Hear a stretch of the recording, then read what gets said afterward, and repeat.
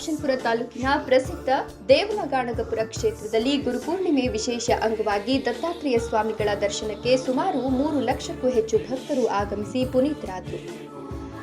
ಭಕ್ತಾದಿಗಳು ಕ್ಷೇತ್ರದ ಪ್ರಮುಖ ಸಂಗಮ ತಾಣಕ್ಕೆ ತೆರಳಿ ಭೀಮಾ ನದಿಯಲ್ಲಿ ಸ್ನಾನ ಮಾಡಿ ದೀಪವನ್ನು ಅರ್ಪಿಸಿ ತನ್ನ ಆಸ್ತಿಕತೆಯನ್ನು ವ್ಯಕ್ತಪಡಿಸಿದರು. ಸಂಗಮದಲ್ಲಿ ದೀಪಗಳ ದೃಶ್ಯ ಭಕ್ತರಲ್ಲಿ ಭಕ್ತಿ ಭಾವ ಹೆಚ್ಚಿಸಿತು.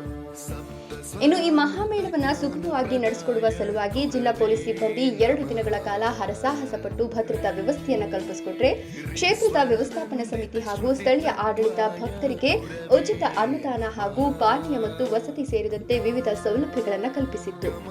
ಅಪ್ಪರಾಯ ಬಡಿಗೇರ, ನ್ಯೂಸ್ 9 ಕನ್ನಡ, ಕಲಬುರಗಿ.